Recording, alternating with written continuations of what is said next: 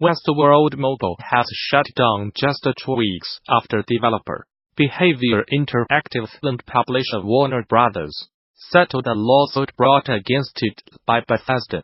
Bethesda initially accused both companies of copyright infringement and misappropriation of trade secrets back in June, after noticing more than a few similarities between Westworld Mobile and Fallout Shelter. The Fallout developer subsequently took legal action and said that Westworld Mobile creators had outright copied the same or highly similar game design, art style, animations, features, and other gameplay elements as Fallout Shelter. Although Warner Brothers and Behavior said the accusations against them were completely baseless, they eventually settled the lawsuit after reaching an unknown agreement with Bethesda. Now, around 2 weeks after that agreement was brokered, Warner Brothers has pulled the title from sale and switched the lights off for good. We are sorry to see the Westworld mobile game go, and had an incredible time creating the content and events for players to enjoy, reads a message posted on Twitter.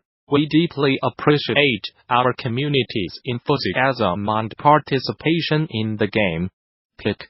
Twitter.com Y7NS7 Castle Code. Like so much in-game death, the decision to use procedural generation in your game is a double-edged sword. While it provides a theoretically unlimited amount of content, user graphics have advantages of your game being bespoke and handcrafted.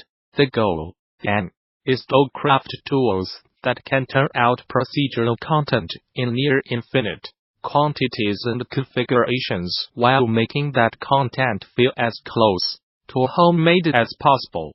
To explore some different approaches to that problem, Gamasutra reached out to a number of devs with experience working with procedural tools and asked about how they felt about different methods of content generation, and how they avoid making procedural content that feels banal and recycled.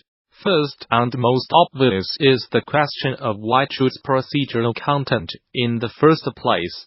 For Kid Fox Games, Tang Yang Shot, co-editor of the book Procedural Generation in Video Games. The answer is simple, it's just more interesting. It's a way to build something that even its creator does not fully recognize. Procedural content and handmade content each have their own strengths and weaknesses. To me, the main difference is that I enjoy creating procedural content far more as a designer, because my creation has more opportunities to surprise me. For just among of subset games who utilizes procedural content, both in their breakout hit Fallout, well as their new title Into the Breach, it's not necessary to exclusively choose one or another, either procedural or handmade. Both approaches to content creation have a place in the game's world, and both can lead to great results if executed well. Moses, speaking as a player of games, I am generally less interested in completely linear games that test if you can achieve the goals laid forth by a designer exactly how they intended you to play. I am much more interested in exploring dynamic systems that give the player a lot of leeway to express themselves. However, the most compelling games to me often use both procedural and handmade content. The key focus is always to ensure that at the end you have a product that's engaging and fun. Above all other considerations, procedural content, properly deployed, can help with that. You could simulate complex procedural systems that are amazing from a technical perspective, but if they are not aiding in making the game enjoyable, it's kind of a waste. For example, we found that heavily restricting the procedural generated elements was necessary to make Into the Breach's battles less frustrating. Instead, we relied on creating simple mechanics that can interact with each other in a variety of interesting and dynamic ways. That solution is a perfect illustration of how bespoke and randomly generated content are not necessarily oppositional, and can actually be used to amplify each other's strengths. Within the Breach, we found that the amount of fun you do have with the game was highly dependent on where enemies stood in relation to their environment. If an enemy is in a corner, attacking a building, it's much more likely that you will be unable to neutralize the threat without causing collateral damage to the buildings. Continues more. This feeling of having no potential solution was unacceptable to us, so it became clear that we would need to create environments that would minimize the chances of this happening. The types of problematic terrain configurations was quite varied, so we eventually decided that we could not rely on procedural generation of maps. Instead, we opted to manually design the basic layout of each map and use procedural generation for less important aspects of maps, such as forests and sand locations, as well as elements that were unique to specific missions, such as where key structures were spawned. The result was a lot of variety of maps, while avoiding problematic layouts as much as possible. However, if you play enough, you will likely start recognizing key features. The ABI Hook, an engineered systematic Softworks whose 2016 release Australia leans heavily on procedurally generated elements, agrees that the best results are often produced when procedural and bespoke content is married together.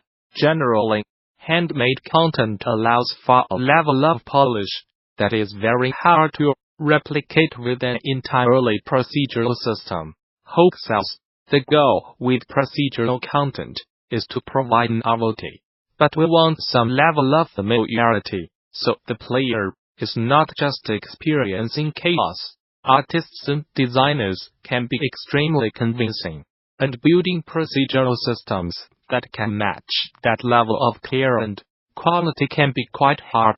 That being said, having procedural systems enables scenarios that would otherwise be impossible. For instance, in the case of Australia, creating varying game planets that provide alternate experiences each playthrough. In generating the landscapes of Australia, Hook and his team use handmade assets as landmarks to break up procedural content and make the whole seem less random and unfamiliar.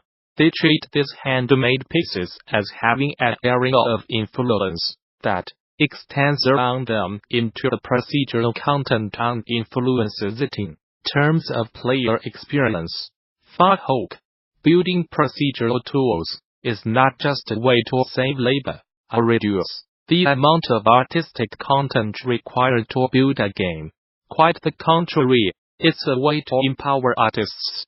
From a technical side, I think the most important thing to consider when building procedural systems is how to allow for artistic control at various authoring levels. Hook explains, you want to allow for authoring a rule set for general use cases, and then provide enough vectors of configuration so users can exercise artistic control when needed.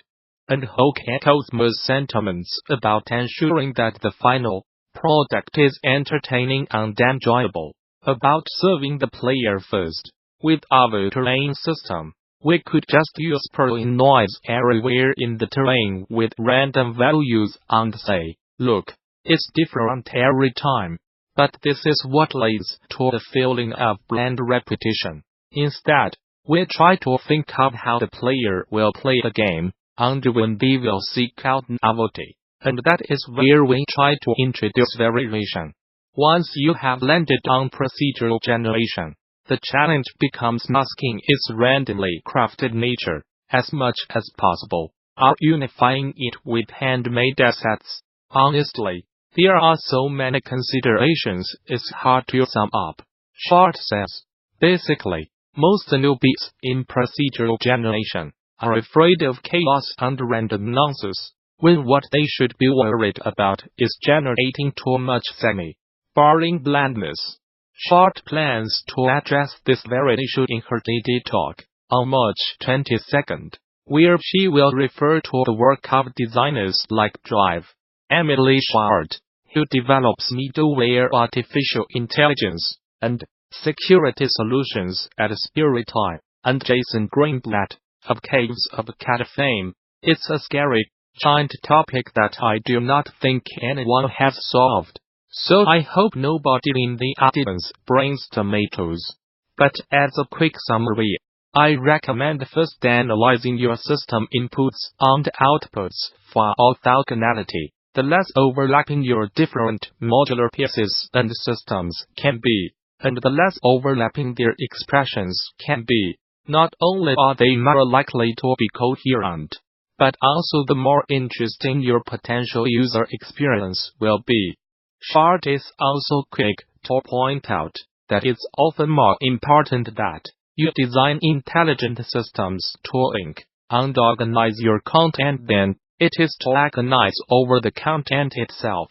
She emphasizes the high value in writers creating a higher order of meaning that correlates data according to themes.